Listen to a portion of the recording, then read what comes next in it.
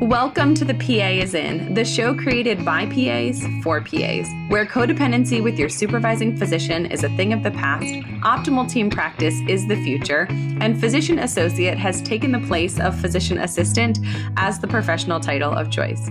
I'm Tracy Bingaman, and I'm obsessed with redefining what success as a PA looks like and what it feels like. Here you'll find the mindset shifts, systems, and processes I use to escape healthcare burnout and integrate my work into my life. Work-life balance is a myth, and an integrated life where you thrive professionally, not a balancing act, is the goal here. My mission is to help you to grow into a unicorn PA who loves their job, has abundant energy, time to spare, and work-optional financial freedom. The PA is in. Hello, and welcome back to another episode of The PA is In. Today, I'm super excited to introduce you to my guest, Marlie Schmidt. Marlie is a PA who transitioned from primary care to owning and operating her own telemedicine practice. I don't have to tell you that telemedicine, on the heels of a pandemic where telemedicine really had its heyday, is a growing field. And not only is Marlie's practice in telemedicine, it's in medical weight loss. So if you have at all been curious about GLP-1 medications and medical weight loss for your patients, this episode is for you. Without further ado, here she is, Marlie Schmidt.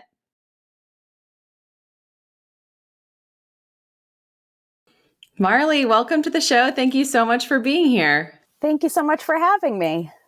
So I would love for you to take a minute to introduce yourselves to our listeners and tell us a little bit about who you are, what you do, and your career path as a PA so far.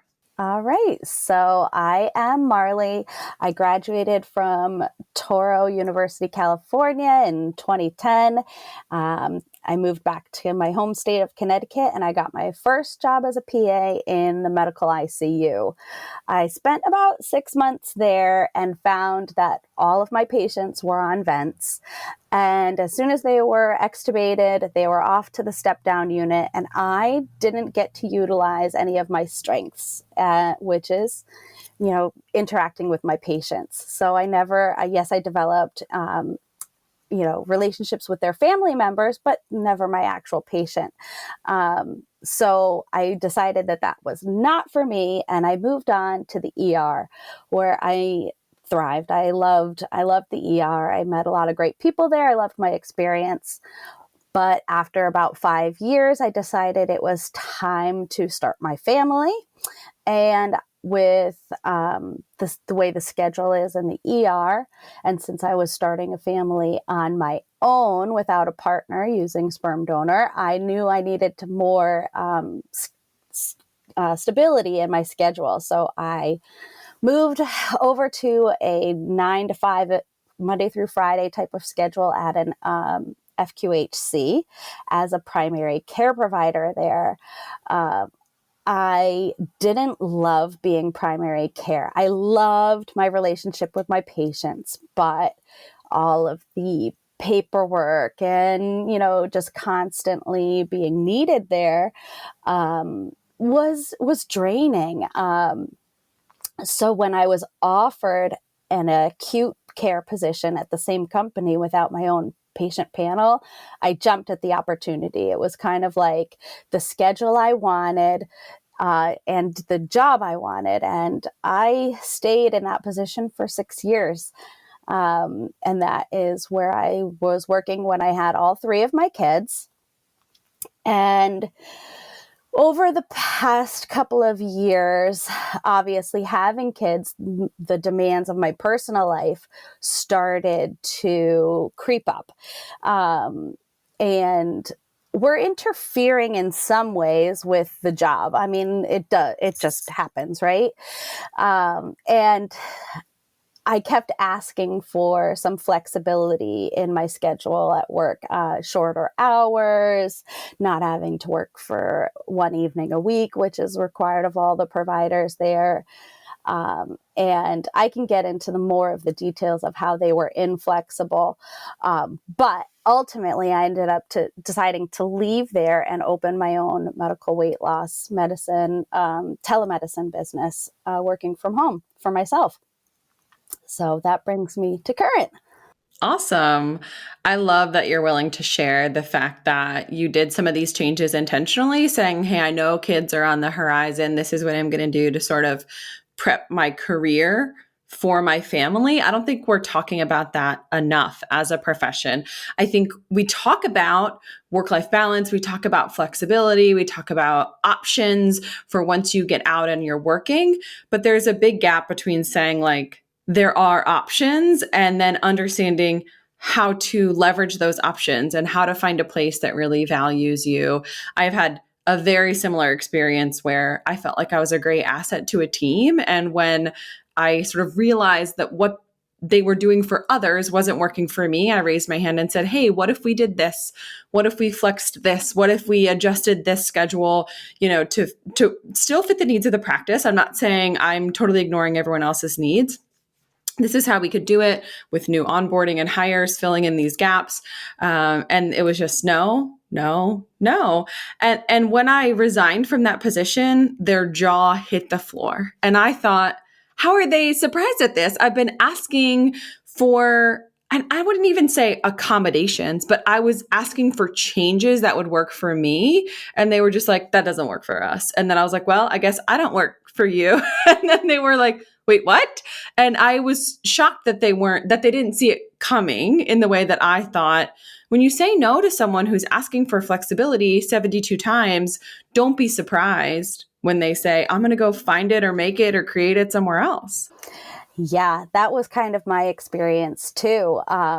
So for starters, as an urgent care provider, we were supposed to have a medical assistant, and due to staffing issues, the urgent care provider was the one that got cut. All the primary cares had their MAs, but primary care, urgent care didn't. So I was expected to not only do all my own vitals, but clean the rooms in between patients.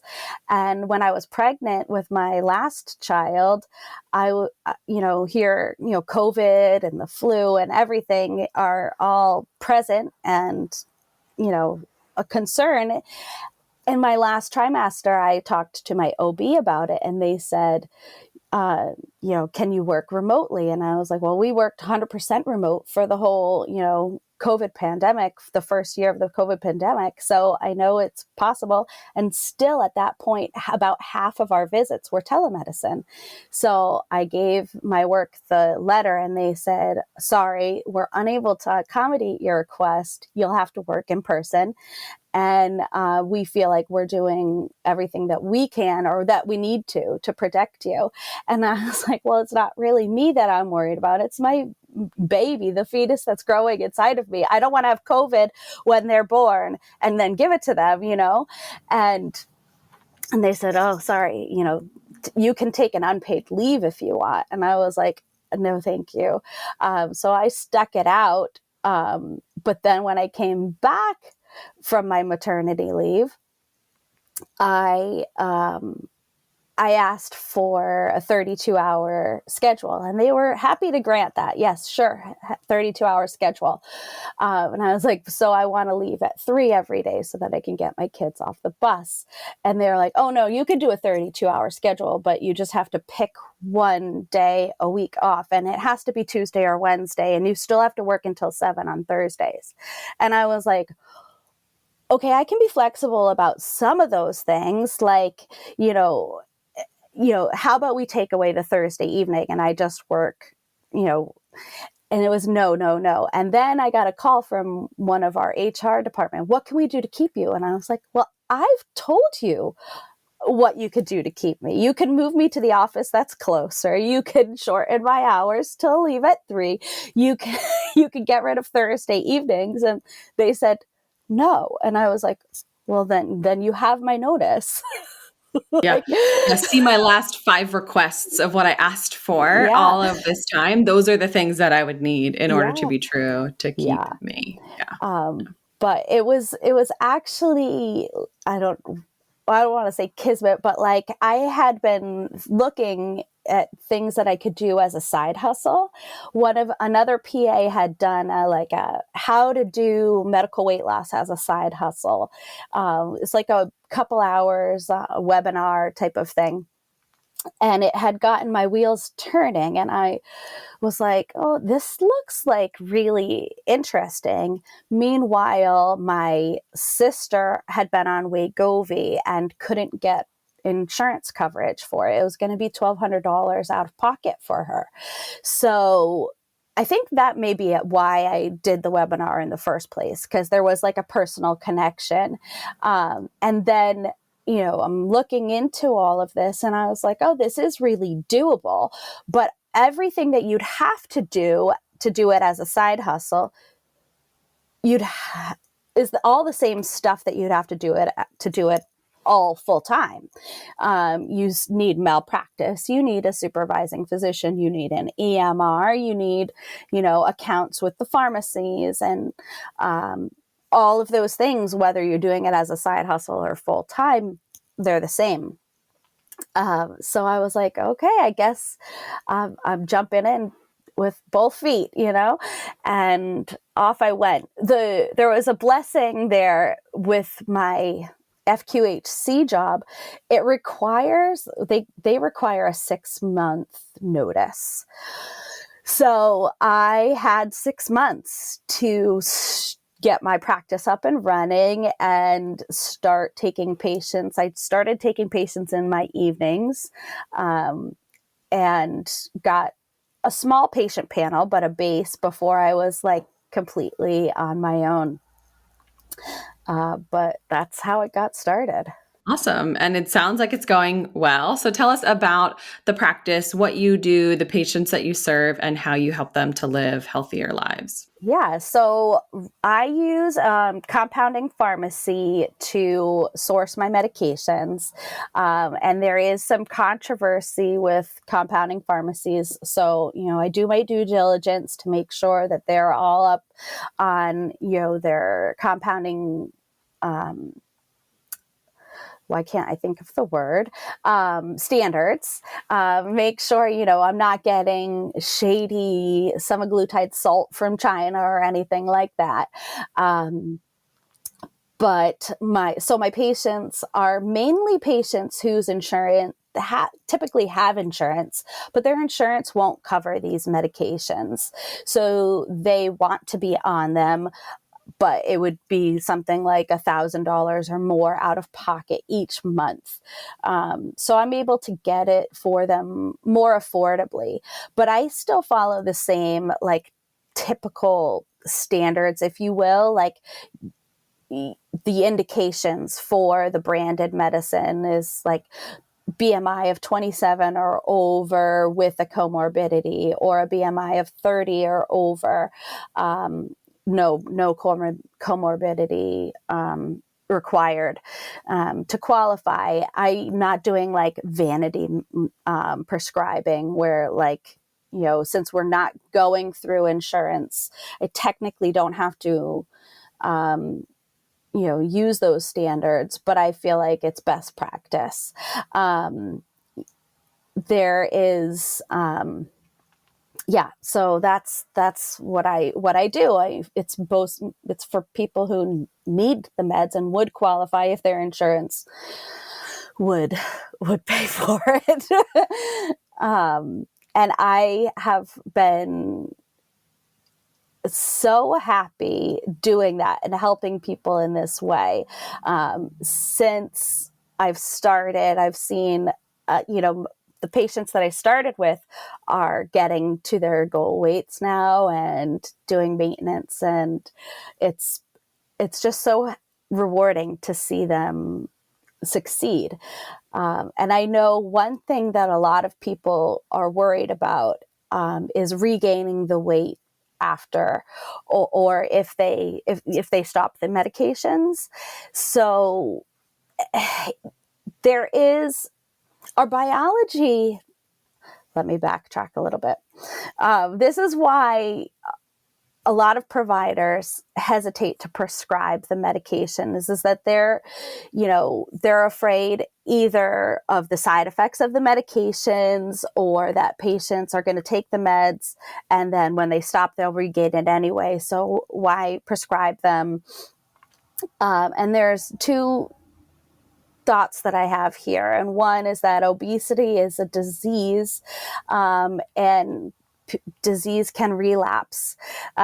So if you're treating the problem is in control. If you stop treating the problem will come back. And thinking about obesity like that helps us as medical providers be more compassionate to our patients who are struggling with this. Things that I didn't know about obesity as a disease before I came into this space is that our fat cells are literally crying out for help when you're losing weight. They're like, no, don't lose weight. Our biology is designed to hold on to our weight. Evolution is stacked against us in this. Up to a year out after somebody has lost weight, their perceived hunger and their hunger hormones are higher than people who have never been obese. Our biology is fighting against this weight loss. So these medications are helping because they address those exact hormones, the hunger hormones and the satiety hormones. So staying on them is safe and appropriate. But even, with my program, of course, there is a cost. So people can stay on them long term to maintain their weight. But I am actually developing a program right now to help people create behaviors that are proven to help maintain weight loss. So if they want to get off the medications, there is going to have to be some behavior change and work.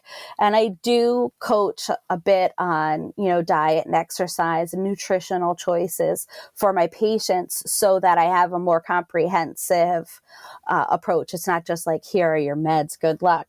But so I set the baseline for that.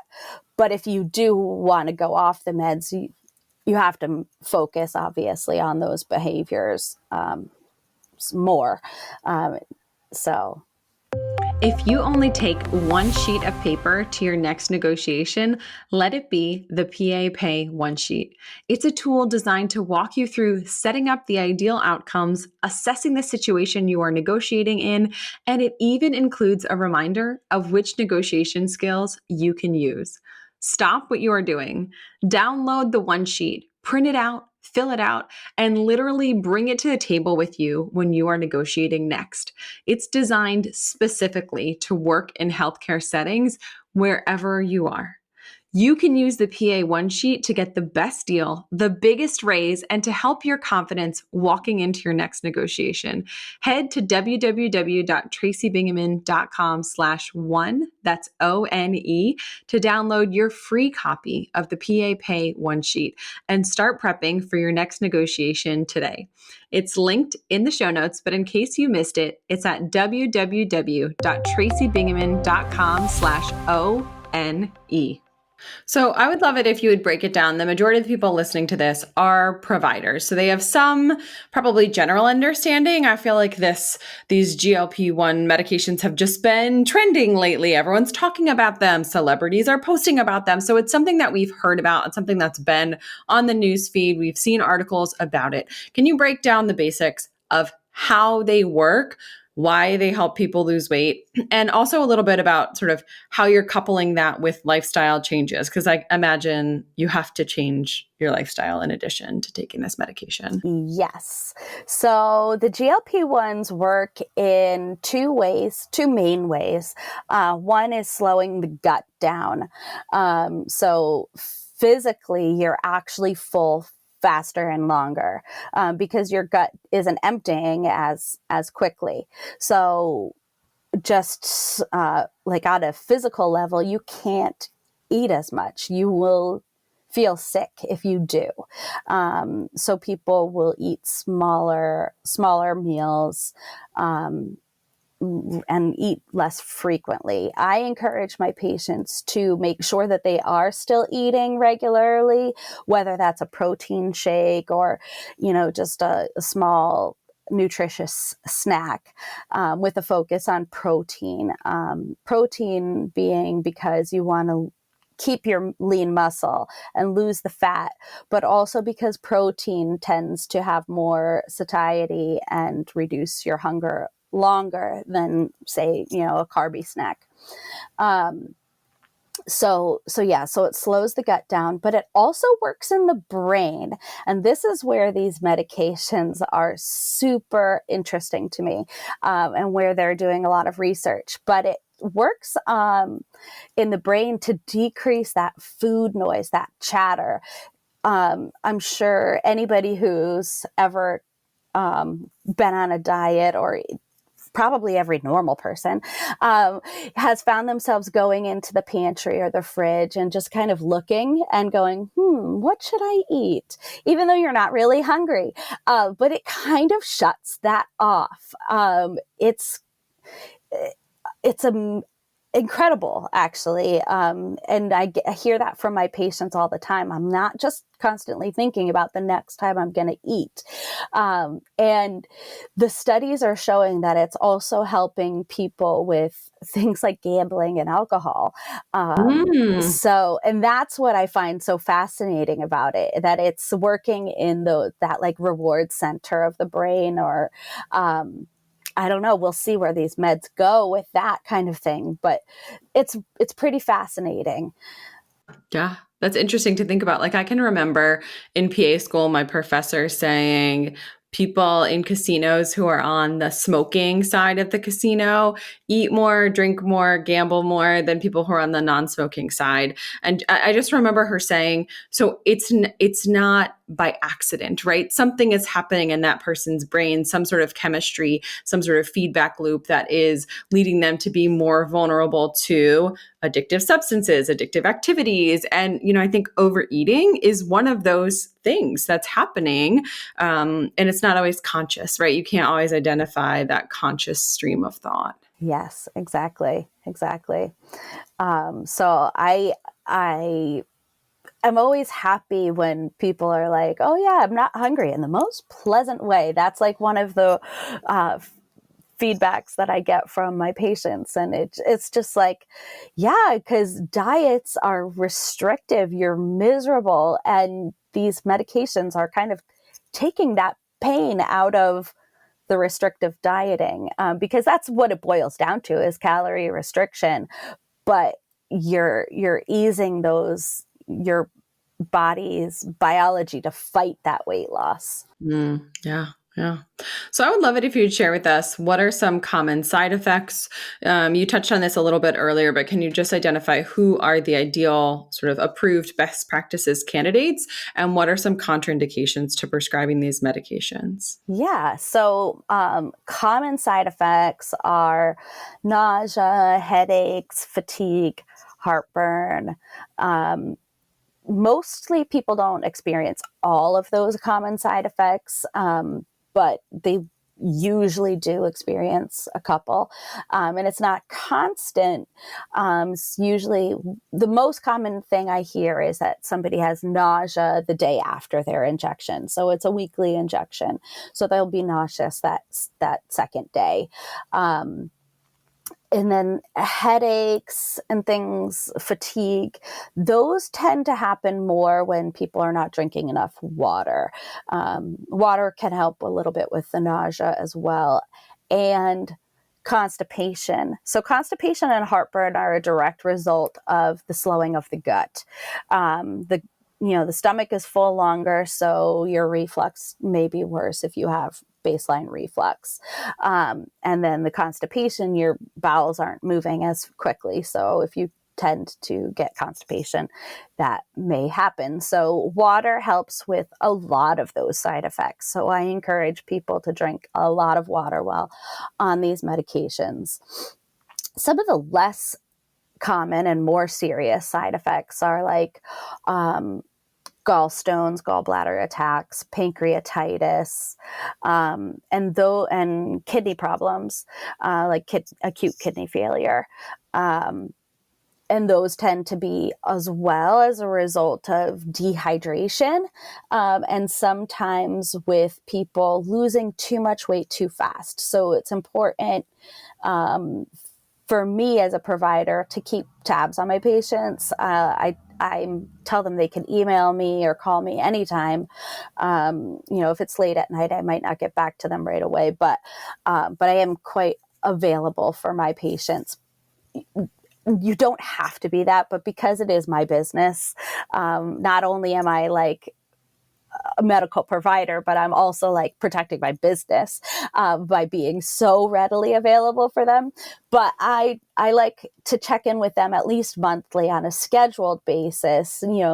If they're losing weight too fast for too prolonged period of time, we may need to cut back on their dosing, because if that's sustained too long, that's when the things like the pancreatitis can happen.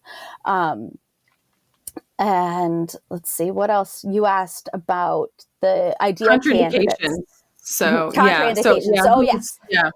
So medullary thyroid carcinoma, and multiple endocrine neoplasia type 2 are like kind of black box warning on these meds. And they haven't seen a lot of problems with this in humans, but they did see it in the animal studies. So, we're keeping our eye out for those possible conditions. But if you have a family history of those conditions, you shouldn't be taking these medications, because they are concerned about developing those. And then pregnancy and breastfeeding are contraindications as well. Awesome. Yeah. I'm curious to hear your opinion on primary care providers managing these medications if they are so inclined and if they have patients that meet criteria. Is that something that you think is reasonable given kind of where we're at with this? I do think it's reasonable, and I think patients really need primary carers who care enough to take the time to do it. Why I have a business model is that most insurance companies aren't paying for them, and the ones that are usually require prior authorization. And coming from a busy practice, I know what a headache it is to do those things, to write a prescription knowing you're going to have to do a prior authorization. It's hard, but I think the patients need it. I had my most recent new patient came to me because she sees a cardiologist. She's 43 years old. She's on cholesterol and blood pressure medication. And she talked to her primary care about starting a weight loss medicine. And they told her to listen to X podcast.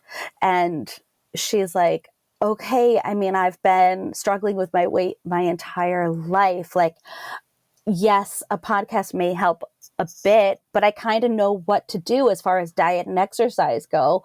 I'm asking for something more than that. And so she found me, thank goodness. But, it's hard as a primary care to fit in time for something that is going to require a little bit of close follow-up. But I think it's best for the patient to address obesity before it becomes heart attacks and strokes and diabetes. Absolutely. So I would love to hear, we talked a little bit about how your career has progressed from different specialty to different specialty and from one setting to the next. How has the founding of this practice changed your life and your flexibility and your schedule and your ability to see your kids, all of those things? Is it really greener on the other side? Is it better now than it was when you were working for someone else? So I'm going to say a resounding yes, it's better. But that may be because over the past few weeks, my kindergartner has had a lot of behavioral issues. He's being tested for, the spectrum of, things from autism to ADHD and whatnot. But they've been calling me a couple of times a week to come get him. And that would have interfered a lot at my last job. And fortunately, right now, I have the flexibility to run quick and get him and have him at home with me while I see my patients. Whereas I could never have brought him to my other job. And, just leaving all the time would have been, a problem for them, although they would have let me do it. I know from past experiences that I probably would have been filing for intermittent FMLA by now if I was still at that other job. But it comes with trade-offs. Like, I had a predictable paycheck before. I knew every other Thursday I was getting a deposit into my account, and now it's all on me. If I don't see patients, I don't get paid. And sometimes on Saturdays where I don't have anybody scheduled, I'm still find myself in my office working on my website or, making, advertisements or tweaking an email, things that I didn't have to worry about before. So it's a little give and take, but I do think that it was the right decision for me in this time of life. Yeah. And I think identifying what is the season that I'm in? What do I need? What do the people who are most important to me need in this season? And how can I make this career work for me, not me work for this career? That rather you've sort of built a business that fits into your life, not a life that fits into the cracks in between when you have to be at work. Exactly. I feel like I have been able to build this practice, like you said, around the life that I have right now and the time I want to spend with my kids. And I am at the point with this where I could, instead of seeing patients myself, I could be hiring other PAs to step into that role and just be the administrator right now. Right now, I don't want to do that. I like seeing patients, and my schedule isn't so full where I have that need, but that's an added perk of going this route where I can have that flexibility too. When you are working in healthcare, it can be hard to see the forest for the trees.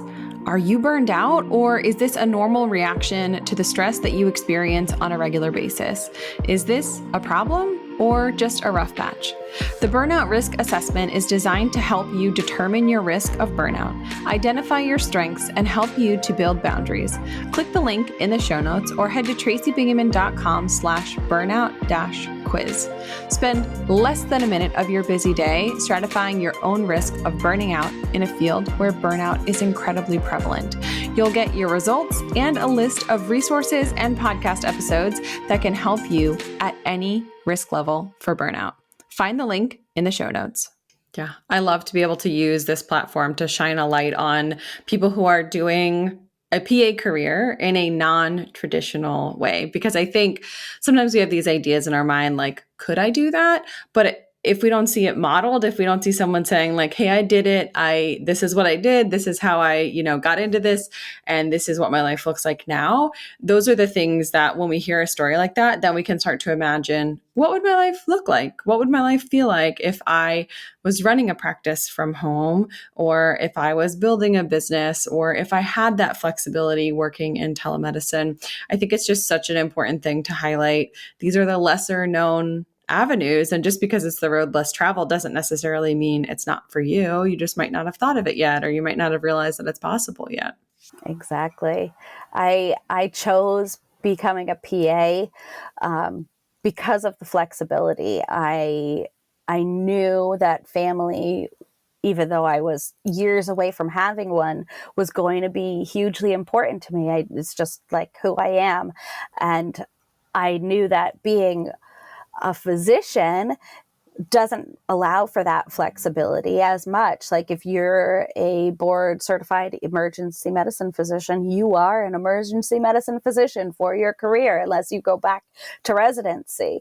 I actually worked in a cardiology office that was a large cardiology office, 7 physicians, 7 PAs before I went to PA school, before I was even applying. And all of the PAs were female and all of the cardiologists were male. And I was like, what the heck is going on here? And I asked some of the physicians, I said, what's your family life like? And one of the docs with 3 kids was like, to be honest, my kids don't see me. I don't get to spend any quality time with them. And then the PAs were like, oh yeah, I wanted the flexibility to be able to, have time with my family. And they did. Some of the PAs there have the hours that I was asking my practice for before. They were like, they came in at 9 and left at 3, Monday through Friday. And I was like, okay, yep, I need to be a PA. That's what I need to do. And I think that let this episode serve to listeners as a reminder that if where you are is not offering you the flexibility that you're craving or that you need, because sometimes it's not like, oh, flexibility would be nice. It's like, hey, I really need this in order to function as a human being, in order to support my family, in order to be there for them, not just financially, but logistically and emotionally and physically there so that I can get my kids off the bus or whatever that looks like. That if the place that you are working does not value you, if they are not saying yes to your requests for adjustments and changes as you go through your career, as you go through your life and things change, there is always another option. You are never stuck at one place, in one practice, in one setting, in one specialty. Take a look around and see what other people are experiencing and what other people, what other practices could offer you. And sometimes it's like a very subtle change. It's like from inpatient to outpatient in the same practice, in the same specialty. And you can get what you need in order to get home on time, or it's moving to a closer site. Like you said, like small adjustments. It doesn't have to be a grand sweeping change. Sometimes it's a small adjustment that makes your life better and more reasonable so that you can start really enjoying it and not feeling like work is getting all of my best energy and I'm coming home giving my kids and family like whatever's left over. Yeah, that's exactly how I felt. I would get home. I would leave my job at 5. I would drive, try to get the kids by 5:30 from daycare because that's when it closed. Between car seats and backpacks and all the bags and the driving, we would come get in the door by 6. Now I have to make dinner and get everybody baths and in bed by 8. And that's not quality time with my kids. That's 5 days a week. And actually on Thursdays, the day I was being asked to work late, daycare closed at 5:30. My day ended at 7. So now I have to hire somebody else who can accommodate 3 car seats in their car to pick them up from daycare and come home and feed them dinner. And although it's a short amount of time, it's hiring 2 people in one day to care for my kids, daycare and a babysitter, and trusting them enough to drive and get them buckled safely in their car seats. And I'm kind of a car seat, I don't know, stickler. So like that's a big thing to ask of me to trust somebody to do. And it just wasn't sitting well with me. Yeah, absolutely.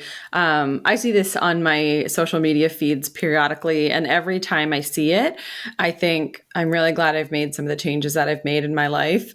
I also think if I had seen this when I was overworked and stressed out and burned out, it probably would have made me want to just rage at the time, because it said the only person who's going to remember that you worked late is your kids. It's not your boss. Mm-hmm. And I think I'm all for working hard. I'm all for seeing, kids seeing their parents leaning into a career that matters to them. But it just struck me that those weeknights really matter. And being able to be physically present, emotionally available, not burned out and exhausted and unable to engage with your kids is vital. It's so, so important. And I do every so often think back on all of those moments that I missed when I was working so many hours at the hospital, when I saw more of my nurses and more of my surgeons than I saw of my kids. Mm-hmm. Those are great people. They're important people. I loved those people.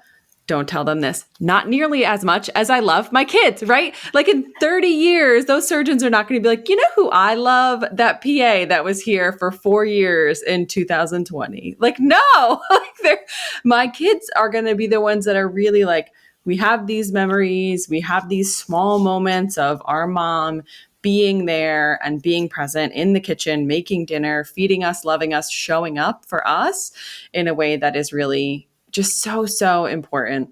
That's right. My kindergartner was the one who like really got me pushing for those days, the shortened days, because he was like, Mommy, I want you to get me off the bus. And how can I say no to that when that's what I want too? So I think everything, to be as cheesy as it gets, it all happens for a reason. And I am where I am now because I, was brave enough to do what I did. But at the same time, it's paid off immensely. Yeah. I think some of the most crucial decisions in our life are born from, frustration and necessity and saying, hey, what we've been doing isn't working. We've got to change something and look kind of into the future in a different way. So Marlie, I've really, really enjoyed connecting with you and having this time to chat. I appreciate you sharing your wisdom about all things medical weight loss and also being very vulnerable to share your journey with making this career work for you. If people want to connect with you, learn more about your practice, become a patient of yours, send you a question, what's the best way for them to get in touch with you? Yeah. So my website is Revitalize Meds, REVITALIZE meds with an S.com. That has kind of everything. It has links to my Facebook, it has links to my Instagram, and it has like a form submission if you have a question or want to email me. So that's the kind of the central hub where you can find everything. Awesome. Thank you so much. I have had a pleasure chatting with you today. Thank you so much. It's been my pleasure.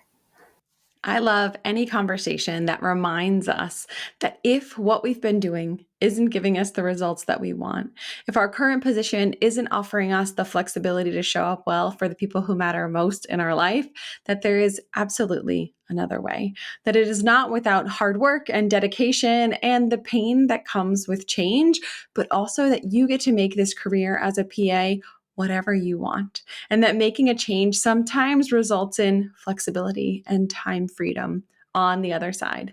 Thank you, as always, for tuning in to another episode of The PA is In.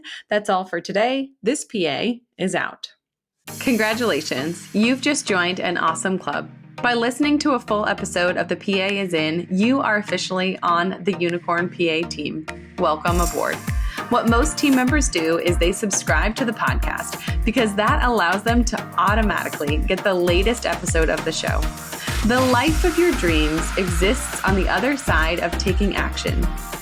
Keep making small shifts and keep getting better.